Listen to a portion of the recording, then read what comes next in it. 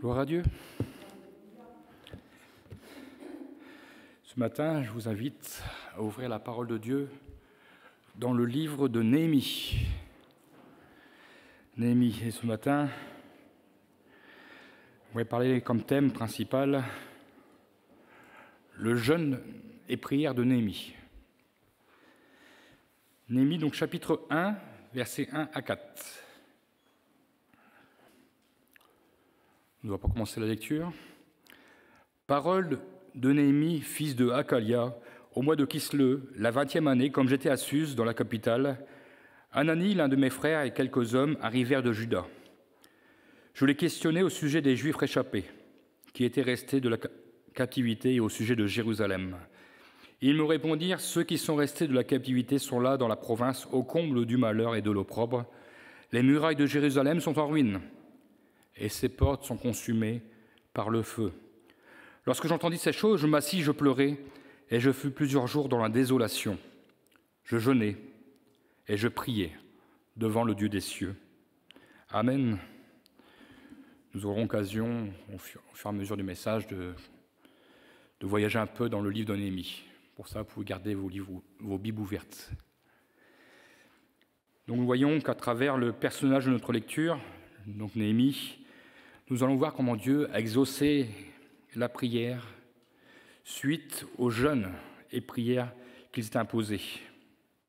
Non seulement Dieu a exaucé la prière, je dirais, d'un seul homme, mais il a permis que son jeûne et prière aient des conséquences bénies pour tout le peuple et pour la ville de Jérusalem, la ville bien-aimée de Dieu, la cité de David.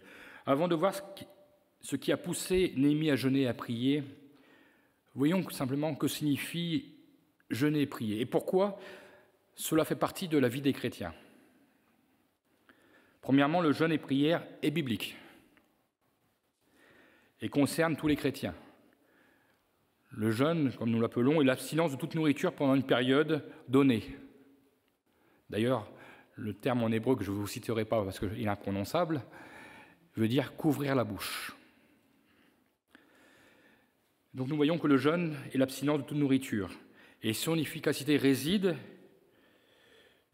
dans le besoin de le joindre à la prière. Le jeûne sans prière, je dirais, c'est un régime. Il est bon d'associer la prière au jeûne pour qu'il soit efficace. Le jeûne et prière est donc un temps dédié uniquement à Dieu, mis à part pour Dieu. Le fait de s'abstenir de nourriture pendant un laps de temps, c'est aussi reconnaître que nous avons faim et soif de Dieu. C'est affirmer Dieu en premier. Nous oublions notre besoin charnel, qui est de se nourrir, pour nous placer entièrement devant Dieu. À quoi sert le jeûne ? Le jeûne est un moyen mis à notre disposition par Dieu pour intercéder, pour prier avec insistance, pour implorer notre Père céleste de venir à notre secours, pour reconnaître notre faiblesse et aussi pour lui présenter parfois des situations complexes que nous ne voyons pas de solution. Nous n'avons pas de solution, mais nous savons que Dieu seul a le pouvoir de débloquer toute situation et apporter la solution. C'est un moyen de prier Dieu, même parfois sans savoir quoi demander. C'est un moyen de chercher la face de Dieu pour connaître des grâces particulières, comme le baptême du Saint-Esprit, par exemple. Être vêtu de puissance, recevoir les dons. Les promesses que Dieu nous a faites, Dieu veut nous les accorder. Et le jeûne et prière est un excellent moyen pour recevoir aussi, parce que c'est un temps de consécration, c'est un temps mis à part pour lui. Néhémie n'a pas été le seul homme à jeûner dans la Bible. Tout au long de l'histoire que la Bible nous relate, nous voyons combien d'hommes et de femmes ont été bénis. Jésus a jeûné 40 jours. Rassurez-vous, il ne jeûnera pas 40 jours. 40 jours dans le désert. Pourquoi a-t-il fait cela ? N'avait-il besoin ? Lui qui connaissait la pensée de Dieu, il a voulu nous montrer l'exemple. lui qui était en parfaite communion avec Dieu. Il nous a démontré le besoin de s'armer dans le combat spirituel. Et le combat qui va justement avoir lieu dans le désert, c'est le combat avec Satan, qui va venir le tenter, pense ce jeune. Et il va remporter la victoire, parce qu'il sera armé de la parole de Dieu. Jésus a remporté le combat, il a rejeté l'ennemi par la parole de Dieu. Quand Dieu délivra l'étape de la loi à Moïse, où était-il, Moïse? Il était sur la montagne, il jeûnait déjà depuis 40 jours. Il a été patient. Dieu a attendu ce moment pour lui délivrer l'étape de la loi. Moïse, qu'est-ce qu'attendait Moïse? Moïse attendait la direction de Dieu pour diriger ce peuple. Et un peuple qui n'était pas facile, un peuple indocile. Bien sûr, il y a des jeûnes individuels, mais il y a aussi des jeûnes collectifs. Ce midi, nous ferons un jeûne collectif. Rassurez-vous, comme je vous ai dit tout à l'heure, il ne va pas durer 40 jours, nous le ferons sur le temps du midi. Mais nous croyons que Dieu veut que son peuple s'attarde et s'attache à lui. Dieu ne demande qu'à démontrer sa puissance. Par le jeûne et prière, nous pouvons débloquer la puissance de Dieu. Pour cela, nous devons lui consacrer ce moment, être entièrement à lui, corps et âme, tout notre être et esprit. Les habitants de Ninive, comment ont-ils réagi face à la prédication de Jonas? Un message difficile à entendre, la destruction de Ninive. Ils ont fait un jeûne collectif. Un jeûne qui a mené la repentance de toute une ville, qui a fait que Dieu a même changé d'avis, a abandonné son projet de détruire cette ville. Cette ville ne sera donc pas détruite. Encore notre exemple, Josaphat, le roi de Juda, était dans une situation difficile. Il y avait au pied de sa ville, une guerre imminente contre l'ennemi. Mais là, nous voyons que le peuple cherchera le secours et la protection de Dieu. Il nous est même dit que le peuple vient de toutes les villes pour chercher le secours de l'Éternel. Nous pouvons lire Chroniques, chapitre 20, versets 3 à 5. Dans sa frayeur, donc le roi, Josaphat, se disposa à chercher l'Éternel. Et que fit-il? Il publia un jeûne pour tout Juda. Juda s'assembla pour invoquer l'Éternel, et l'on vint de toutes les villes de Juda pour chercher l'Éternel. Nous voyons donc ici combien Dieu aime lorsque nous rassemblons, lorsque nous cherchons sa face. Il a béni Josaphat. Pourtant, il y avait une multitude, mais il a remporté le combat, parce que Dieu a mené le combat. Dieu était à la tête. Nous pourrions encore citer Esther, nous pourrions citer aussi les disciples de Jean, qui reprochaient aux disciples de Jésus de ne pas jeûner. Ils reprochaient à Jésus de dire « Pourquoi tes disciples ne jeûnent-ils pas alors que nous jeûnons ?» Jésus leur répondra « Ils m'ont encore pour un peu de temps, et ensuite ils jeûneront quand je ne serai plus là. » Nous pourrions citer l'Église primitive, ce sera notre sujet de ce midi, où le Saint-Esprit désignera pendant ce moment de jeûne et prière Paul, donc Saul à l'époque, il s'appelait Saul encore, et Barnabas, pour accomplir l'œuvre que Dieu avait décidée pour eux, le début du travail missionnaire, l'œuvre missionnaire. Et nous voyons que c'est dans ces moments, Dieu parle. Aujourd'hui, il parle par son esprit. Il veut se révéler à son Église, dans ces moments de jeûne et prière. Nous pouvons donc dire que le jeûne n'est pas une pratique ni un rite religieux, mais il est une manière de s'approcher de Dieu, pour se ressourcer spirituellement, afin de résister aux tentations, de se fortifier en s'appuyant sur les promesses de Dieu, donc sur la parole de Dieu. Nous pouvons dans ces moments intercéder pour notre pays, notre famille, nos frères et sœurs. Nous pouvons invoquer Dieu quand on est dans la détresse, dans la maladie, dans ces moments. Invoquer Dieu pour connaître, comme l'ont fait Moïse et Saul et Barnabas, ils ont reçu la direction divine. Nous avons besoin de direction divine. Nous avons besoin de connaître la volonté de Dieu. Nous avons besoin que l'Esprit de Dieu se révèle au milieu de nous, qu'il y ait des révélations. Nous pouvons aussi, dans ces moments, implorer Dieu face à un besoin sans solution, comme je le disais tout à l'heure. Dans ces moments, nous pouvons nous humilier afin de nous consacrer entièrement. Et je dirais, dans ces moments, on s'oublie. Et on laisse toute la place à Dieu. Nous voulons qu'il grandisse en nous. Supplier Dieu comme Daniel a pu le faire dans de nombreuses situations difficiles. Le jeûne ne se pratique pas pour faire plaisir ou pour faire voir aux autres que nous jeûnons. C'est une conviction de cœur. Le prophète Ésaïe, d'ailleurs, mettra en garde, il apportera une parole de la part de Dieu à ce peuple qui jeûnait pour de mauvaises raisons ou dans une mauvaise attitude. Leur jeûne débouchait sur des mauvaises actions, car ils n'avaient pas véritablement tourné leur face vers Dieu. C'était juste religieux. Vous pourrez lire chez vous à la maison Ésaïe 58, versets 3 à 12, pour comprendre la mauvaise attitude. La lecture est un peu longue, je voudrais l'avancer un peu plus. Jésus lui-même donnera ce conseil dans Matthieu, chapitre 6, versets 16 à 18. « Lorsque vous jeûnez, ne prenez pas un air triste, comme les hypocrites qui se rendent le visage tout défait, pour montrer aux hommes qu'ils jeûnent. Je vous le dis en vérité, ils reçoivent leur récompense. Mais quand tu jeûnes, parfume ta tête et lave ton visage, afin de ne pas montrer aux hommes que tu jeûnes, mais à ton Père qui est là dans le lieu secret, et ton Père qui est là dans le lieu secret te le rendra. » Donc à travers le jeûne, nous reconnaissons notre faiblesse, notre fragilité, et que nous ne pouvons pas nous suffire à nous-mêmes.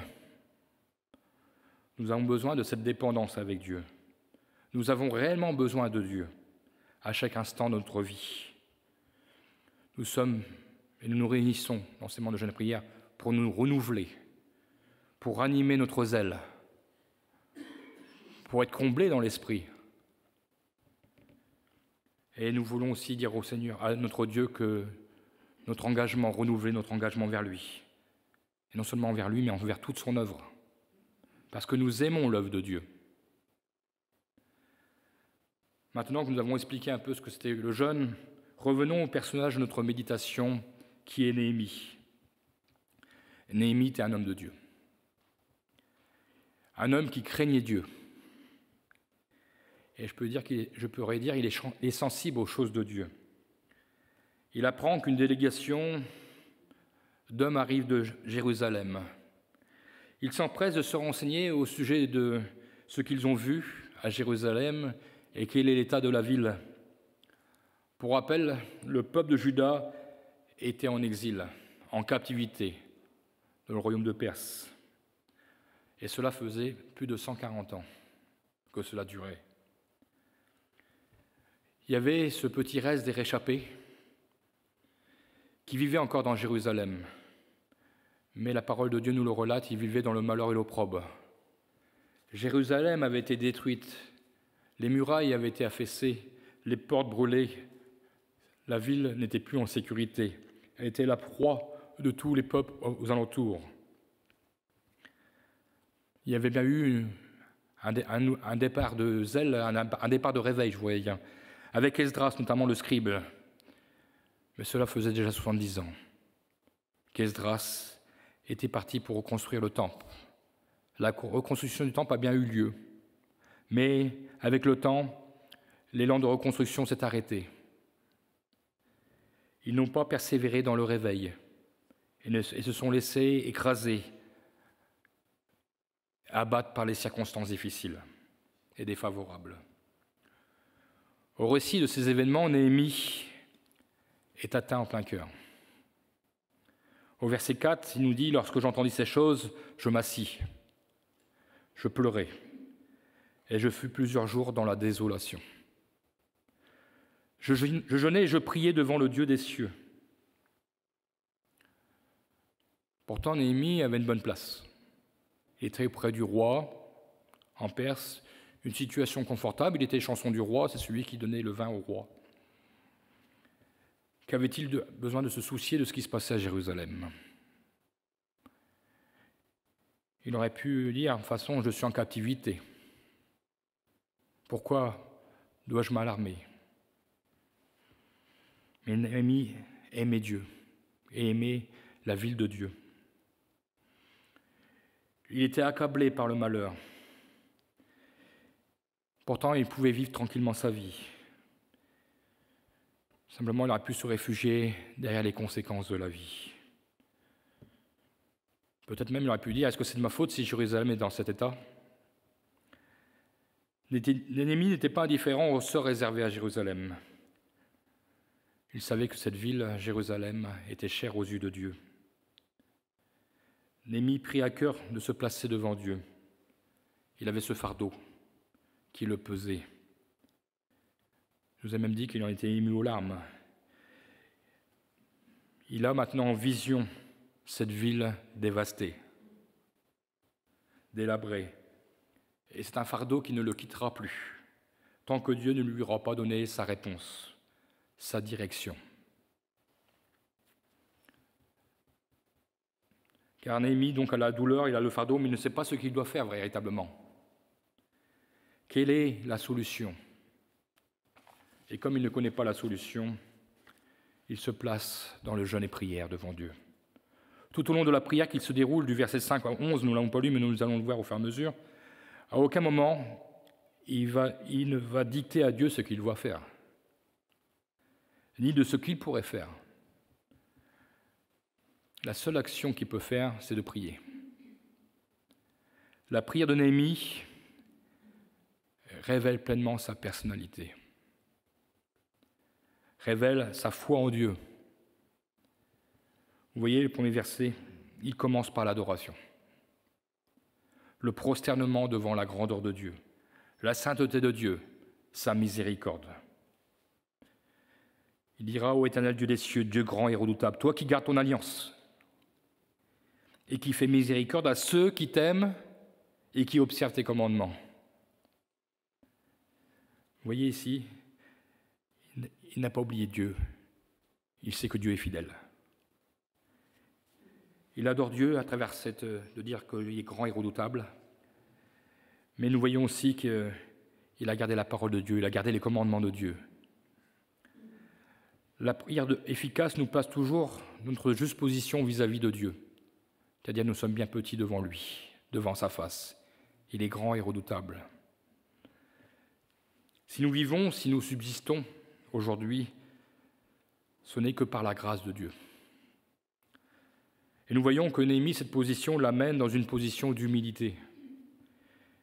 Il va confesser les péchés du peuple de Dieu. Il ne va pas rejeter la faute sur les autres, mais il va s'inclure avec ce peuple rebelle, ce peuple qui a désobéi à Dieu. Car si aujourd'hui la ville est dans cet état, c'est bien le fruit de la désobéissance du peuple. Il dira notamment, verset 6, nous voyons qu'il prend sur lui, « Car moi et la maison de mon père, nous avons péché. » Il endosse donc la responsabilité, il s'humilie pour tout le peuple. C'est un homme humble qui se présente ici devant Dieu. Il ne se met pas à l'écart du peuple, mais bien avec lui. Ici, Néhémie, dans sa captivité, n'a pas oublié Dieu, n'a pas oublié ce qu'il a entendu de Dieu, parce que nous ne savons pas quel âge il avait quand il est arrivé en captivité. Peut-être qu'il était tout jeune. Mais une chose est sûre, il connaît les commandements, il connaît les lois de Dieu, il connaît les promesses de Dieu, il connaît la parole de Dieu. Et dans sa prière, il ne va pas oublier de la citer, de la mentionner. Il rappellera à Dieu dans sa bonté envers son peuple. Il rappellera ainsi les promesses faites au peuple de Dieu. Verset 7. Nous t'avons enfoncé, nous n'avons point observé les commandements, les lois et les ordonnances que tu prescrivis à Moïse, ton serviteur. Et il continue, « Souviens-toi de cette parole que tu donnas ordre à Moïse, ton serviteur, de prononcer. Lorsque vous pécherez, je vous disperserai parmi les peuples. » Mais nous notons au verset 9. « Mais si vous revenez à moi, et si vous observez mes commandements et les mettez en pratique, alors, quand bien même vous seriez exilés à l'extrémité du ciel, c'est peu dire, de là je vous ramènerai, je vous rassemblerai dans le lieu que j'ai choisi pour y faire résider mon nom. » Néhémie aimait Dieu et il n'avait pas oublié la promesse de Dieu. Et il sait une chose, Dieu est lié par sa parole. Dieu est fidèle à son alliance, il est fidèle à son peuple. Néhémie nous montre ici l'importance de connaître les Écritures et de rappeler à Dieu ce qu'il a dit et promis. Il finira sa prière par une humble requête.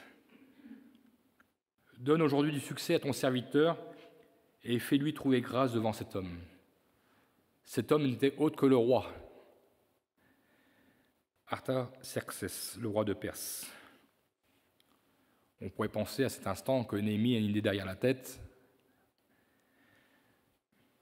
qu'il a peut-être mûri un projet, mais le déroulement des événements nous laisse supposer que Néhémie a attendu la réponse de Dieu. Et je dirais, il a attendu le moment de Dieu. Il va apprendre la patience. Ce n'est pas parce que nous jeûnons et prions que nous sommes exaucés dans l'immédiat. Nous avons simplement remis tout entre les mains de Dieu. Et nous attendons à sa grâce, à sa bonté et à sa fidélité. Parce que ce n'est pas nous qui déclenchons la puissance de Dieu, c'est lui qui déclenche la puissance. Et le déclencheur de ses promesses. Nous sommes et nous devons être simplement à son écoute, comme Néhémie a été à l'écoute de Dieu. Néhémie voyait le roi tous les jours. Étant échanson du roi, c'est lui, donc, que je disais tout à l'heure, il donnait le vin au roi. Mais Néhémie attendait le déclic de Dieu. Il ne l'a pas fait du jour au lendemain. Sauf qu'il a fini la prière, il n'a pas été voir le roi. La parole de Dieu nous montre à travers les différents mois, au mois de Nisan, au chapitre 2, verset 1. En fait, 4 mois se sont écoulés depuis sa prière à Dieu. 4 mois qu'il a attendu, après le jeûne et prière, pour parler au roi. Et ce n'est même pas lui qui a parlé. Il a attendu que ce soit le roi qui lui parle. Pendant ces 4 mois, le fardeau pour Jérusalem ne l'a pas quitté. Je dirais même que pendant ces 4 mois, il a sûrement encore jeûné. Il a sûrement encore prié. C'était sa vision qui le hantait chaque jour et il s'attendait à Dieu. 4 mois où Néhémie attendait le moment de Dieu. Et ce moment va venir, gloire à Dieu. Le roi l'interrogera sur la tristesse qui se voyait sur son visage. Je crois que ce jour, c'est Dieu qui a permis qu'il ait de la tristesse sur son visage. Parce que nous avons des détails dans la parole de Dieu. Néhémie, nous savons, ne cachait rien au roi. Il lui fait part de son fardeau. Il lui parle véritablement. Il ne sait pas mentir au roi. Il compte sur la grâce de Dieu. Il voit que Dieu a permis cet instant favorable et que cet instant est le moment de Dieu. Il faut noter qu'à cette époque, se présenter devant le roi avec un visage triste pouvait offenser le roi et pouvait être condamnable par le roi. C'est comme une offense. C'est pourquoi il est dit au chapitre 2, verset 2, que Néhémie fut saisi d'une grande crainte quand le roi lui a dit « Pourquoi as-tu mauvais visage? Tu n'es pourtant pas malade, ce n'est peut-être qu'un chagrin de cœur. » Et juste auparavant, que dit-il au verset 1 ? « Jamais je n'avais paru triste en sa présence. » Il avait veillé à cela. C'est pourquoi que je dis, je pense que c'est Dieu qui a permis qu'il soit triste devant Dieu ce jour, devant le roi ce jour. Peut-être qu'il s'en était même pas rendu compte qu'il était triste devant le roi. Il fallait soigner l'apparence, de peur d'offenser le roi.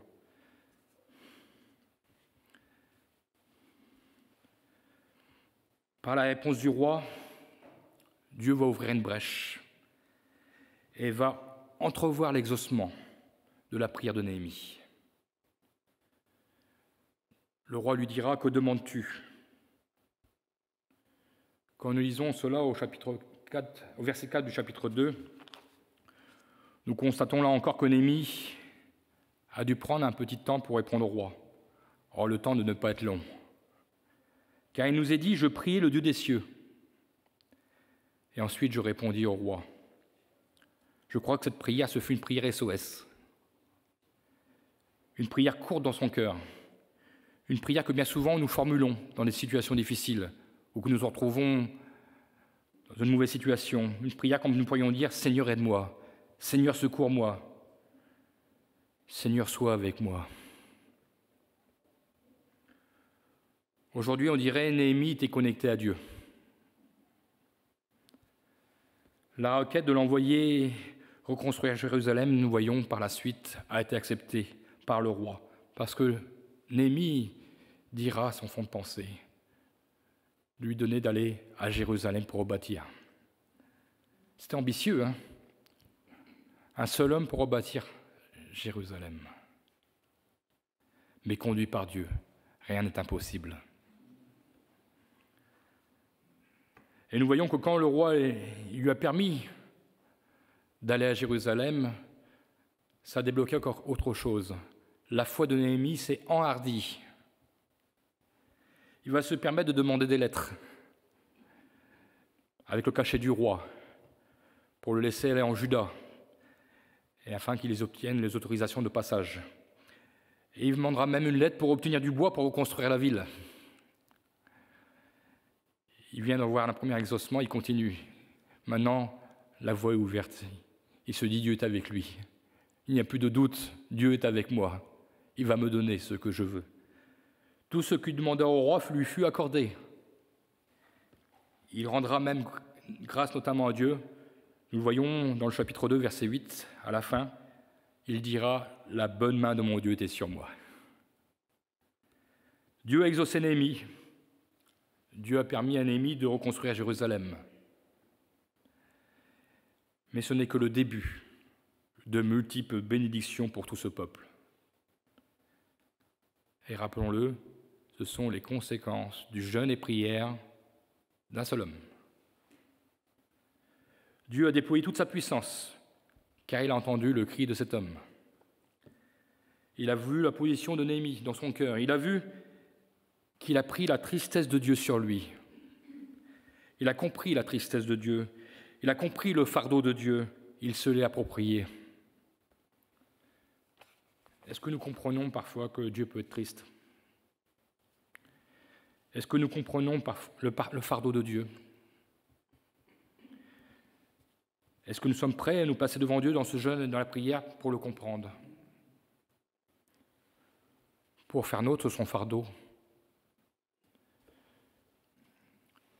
Je crois que Dieu aime les enfants de Dieu investis dans leur cœur. Pleurons-nous sur l'œuvre de Dieu, qui bien souvent est malmenée.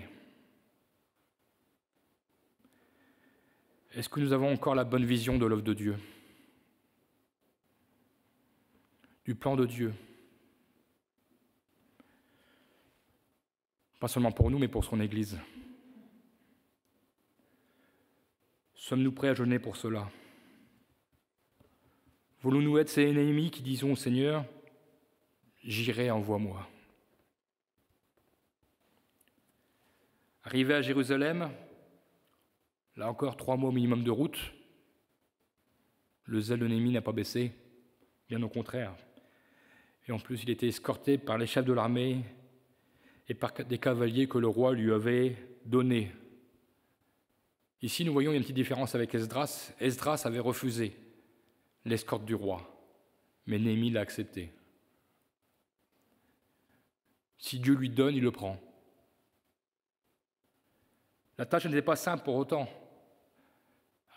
Il y a beau avoir les autorisations, vous avez beau avoir les lettres, avoir tout le bois qu'il faut pour construire, après il faut se mettre au travail. Ce n'est pas parce que nous jeûnons et prions que la tâche devient simple, car Dieu veut nous voir dans l'action. Sa vision qu'il pouvait avoir, maintenant pour Néhémie, c'est une vision concrète. Il est face à Jérusalem, il est dans Jérusalem. Nous voyons qu'il va contempler pendant 3 jours l'ampleur des dégâts. Il va en parler à personne. Il prend le temps de la réflexion. Il est animé de la sagesse de Dieu. Il estime le coût. Il avait acquis la sagesse de Dieu. Ce n'est qu'ensuite qu'il va communiquer sa vision au peuple de Jérusalem, aux réchappés. Chapitre 2, verset 17, il dira « Venez, rebâtissons la muraille de Jérusalem, et nous ne serons plus sous l'opprobre. » Nous voyons qu'il n'y a pas de réponse rapide de la part du peuple. Il manque quelque chose. Alors Néhémie prend le temps de rendre témoignage. Au verset 18, il nous est dit « Et je leur racontai comment la bonne main de Dieu était sur moi, et quelles paroles le roi m'avait adressées. » Le peuple avait besoin de voir que Dieu était avec Néhémie. Je dirais que le témoignage fortifie. Le témoignage encourage. Et c'est ainsi que nous voyons qu'ils dirent, donc le peuple, « Levons-nous et bâtissons ». Et ils se fortifièrent dans cette bonne résolution. « Levons-nous et bâtissons ». Nouvelle conséquence du jeûne de Néhémie. Le peuple le suit dans sa vision. Il ne porte plus le fardeau tout seul, il le porte avec le peuple de Jérusalem. Et c'est ainsi par la construction que la construction commence.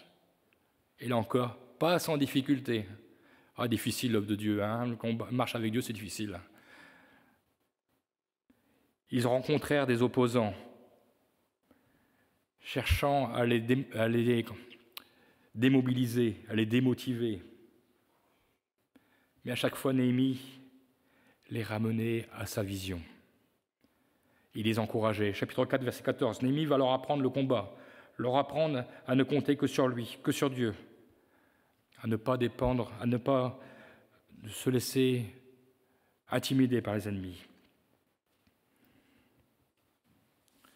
Nous voyons que la muraille va être achevée en 52 jours. Eh oui, parfois aujourd'hui on met plus de temps. Est-ce qu'ils avaient les mêmes moyens autrefois ? On peut dire que c'est une victoire retentissante. Parce que nous le savons, quand une maison est détruite par le feu, ou que les murs sont bien endommagés, bien souvent il faut abattre avant de reconstruire. Et je pense que c'est ce qu'il a dû faire. Il n'a pas mis seulement des briques où il y avait un trou. Il fallait que ça tienne. Aujourd'hui, si vous faites cela, un coup de vent, il n'y a plus rien. Alors 52 jours, que la parole de Dieu nous le dit, c'est une victoire retentissante. Et nous voyons que même les ennemis vont reconnaître que Dieu est avec ce peuple. Chapitre 6, versets 15 et 16. Je vous ai dit, la muraille fut achevée le 25e jour du mois d'Élul, en 52 jours. Lorsque tous les ennemis, nos ennemis la prirent, toutes les nations qui étaient autour de nous furent dans la crainte. Elles éprouvaient à une grande humiliation et reconnurent que l'œuvre s'est accomplie par la volonté de notre Dieu. Quel magnifique témoignage. Reconnaître l'œuvre de Dieu par les incrédules, par les païens. C'est quand même une conséquence du jeûne et prière de Néhémie. Et ce n'est pas fini. Chapitre 8, un puissant réveil va souffler sur Jérusalem. Je trouve intéressant cela, parce que nous voyons que c'est le peuple qui réclame. C'est le peuple qui réclame Esdras le scribe pour leur lire la parole de Dieu, pour leur lire la loi, les commandements. Chapitre 8, verset 1, le peuple s'assembla comme un seul homme. Verset 6, Esdras bénit l'Éternel, le grand Dieu, et tout le peuple répondit en levant les mains. En levant les mains, ils dirent Amen, Amen. Et nous continuons, ils s'inclinaient et se prosternèrent devant l'Éternel, le visage contre terre. Ce sont des cœurs humiliés. Voyons plus loin, verset 9. Nous allons le lire. C'est au chapitre 8.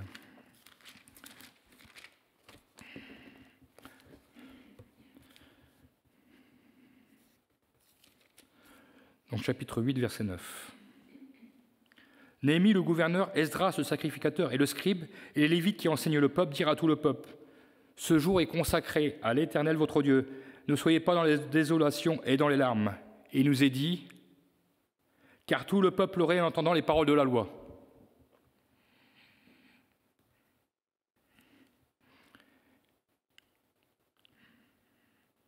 Tout le peuple pleurait en entendant les paroles de la loi. Si ça, c'est pas un réveil, c'est quoi? Et c'est pas fini. Verset 12. Il nous est dit à la fin, car ils avaient compris, tout le peuple avait compris les paroles qu'on leur avait expliquées. Ils n'ont pas simplement entendu la loi, ils l'ont comprise.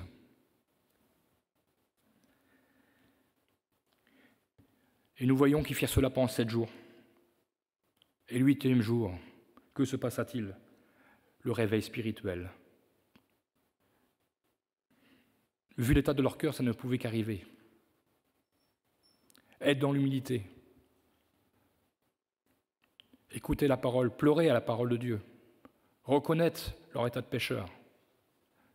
Revenir à Dieu dans un cœur repentant.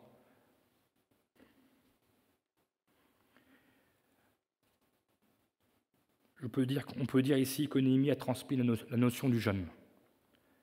Chapitre 9, versets 1 à 3.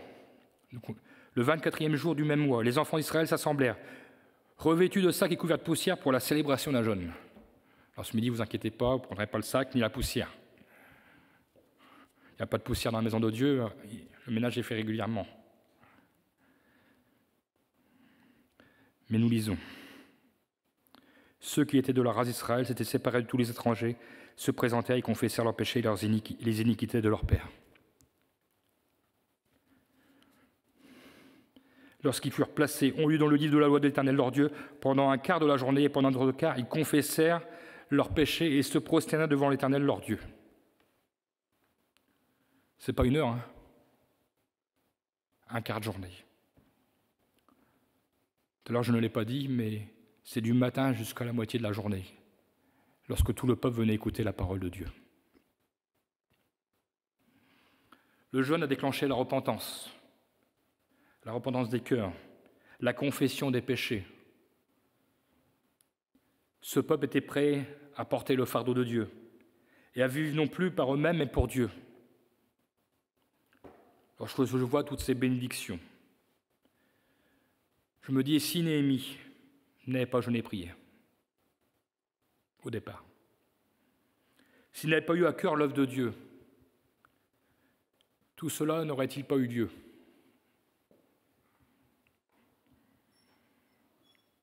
Mais je me reprends, parce que Dieu est souverain. Et Dieu connaît ses enfants. Je crois que Dieu a permis que le rapport de Jérusalem arrive aux oreilles de Néhémie. Dieu a déclenché le fardeau dans le cœur de Néhémie. Dieu savait que Néhémie était l'homme de la situation. Même les ennemis, lorsqu'ils virent arriver Néhémie près de Jérusalem pour la construction, ils vont déclarer au chapitre 2, verset 10, Sambala, le Hohonite et Tobija, le serviteur ammonite, l'ayant appris, eurent un grand déplaisir de ce qu'il venait un homme, mais vous voyez la suite, pour chercher le bien des enfants d'Israël. Sont-nous ces hommes et ces femmes qui vont pour chercher le bien du peuple de Dieu? Néhémie signifie Dieu console. Et Hakalia, qui était le père de Néhémie, signifie Dieu afflige. Dieu a permis par Néhémie que le peuple soit consolé et restauré de l'affliction de la génération précédente qui avait pesé tout au long de ces années sur ce peuple désobéissant. Nous n'avons plus Néhémie, nous, ce matin. Mais nous avons un autre consolateur. Nous avons le Saint-Esprit. La parole de Dieu l'appelle donc le consolateur. Le Seigneur nous l'a dit, je vous enverrai le consolateur. Et c'est ce qu'il a fait. Il nous a donné le Saint-Esprit. Et nous verrons ce midi comment le consolateur, le Saint-Esprit, s'est révélé à l'Église primitive, permettant, pendant ce jeûne et prière, de débuter le magnifique, l'extraordinaire parcours missionnaire de l'apôtre Paul. Et aujourd'hui, nous sommes les bénéficiaires de ce magnifique travail missionnaire de l'apôtre Paul. Il est venu en Europe avec la conversion de la première européenne, Lydie. Voilà comment, pendant un jeûne et prière, Dieu a permis que l'Europe soit visitée, parce que le Saint-Esprit a parlé. Nous pouvons dire, au temps de l'Église primitive, c'était le temps de la grâce. Nous sommes dans le temps de la grâce, où Dieu se révèle par son Saint-Esprit. Il veut nous parler. Mais soyons à l'écoute du Saint-Esprit. Nous voyons combien, donc, le jeûne et prière n'est pas pour bien faire, pour rajouter une réunion. Non, c'est pour remporter des victoires. La parole de Dieu nous dit, même quand les disciples de Jésus reviennent vers Jésus, nous n'avons pas pu chasser ce démon. Que dira Jésus? Il ne peut être chassé que par le jeûne et la prière. Si Jésus l'a dit, pouvons-nous mettre en doute sa parole? Jésus dit la vérité. Alors oui. Nous voulons un réveil? Imaginez un réveil comme au temps de Néhémie. Même pas besoin de chercher les gens.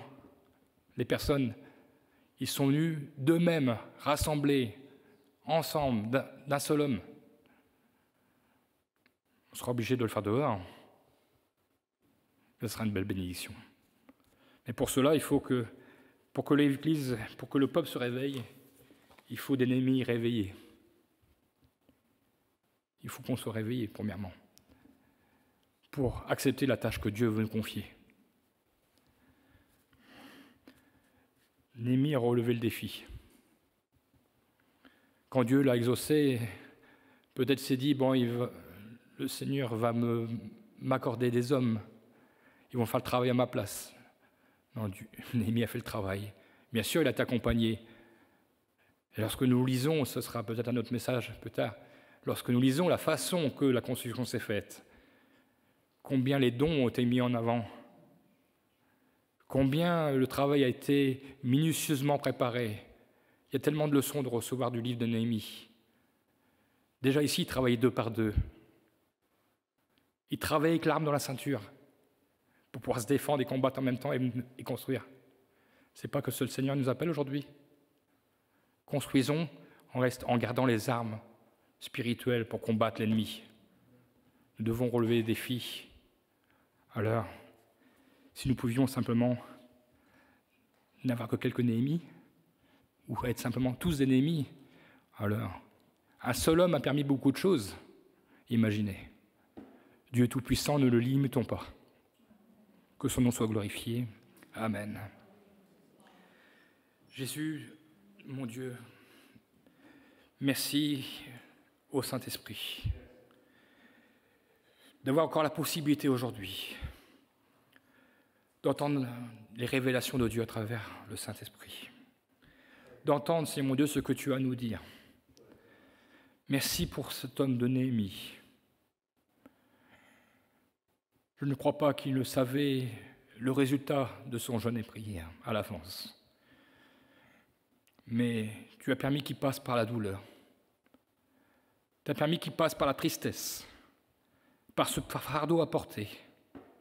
Ô Seigneur, donne-nous de porter le fardeau. Pas nous réjouir simplement de notre salut, mais de pouvoir pleurer pour ceux qui se perdent. Pleurer pour ton œuvre. Seigneur mon Dieu, éclaire-nous, révèle-toi, que le Saint-Esprit parle au milieu de nous, qu'il y ait des puissantes révélations. Nous voulons voir ta gloire, nous voulons voir des miracles. Ce qui s'est passé au temps d'Élie n'est que des miracles qui se succédaient les uns aux autres. Parce que ta bonne main était sur lui, que ta bonne main soit sur nous. Seigneur mon Dieu, nous avons besoin de toi. Oh, nous disons bien souvent, nous aspirons à un réveil, mais est-ce que nous le pensons vraiment? Est-ce que nous réalisons vraiment ce que nous disons? Parce que avoir soif de réveil, c'est aussi se mettre au travail. Oui, Seigneur mon Dieu, tu as envoyé les hommes, tu as envoyé ce peuple, mais ce peuple a eu besoin d'enseignement. Il a besoin d'entendre la voix de Dieu. Oui, Seigneur mon Dieu, bénis notre pays, il en a tant besoin. Besoin de revenir pleinement à toi. Oh Seigneur mon Dieu, ce peuple était dans l'opprobre. Nous sommes dans l'opprobre spirituel. Nous sommes dans la misère spirituelle. Lorsque nous voyons dans certains pays, quand il y a un réveil qui souffle, comme en Afrique, nous voyons cela, et nous voyons des centaines de personnes s'assembler et pleurer sur leurs péchés. Apprends-nous à pleurer. Apprends-nous à pleurer, Seigneur mon Dieu, sur ton œuvre, mon Dieu. Que ce ne soient pas des décisions humaines qui soient prises, mais que ce soient des décisions remplies par ton Saint-Esprit, dirigées par ton Saint-Esprit. Et nous ne voulons pas discuter le Saint-Esprit. Nous voulons l'accueillir. Seigneur mon Dieu, parle à nos cœurs, nous avons besoin de toi. Que ton nom soit glorifié. Amen, Jésus.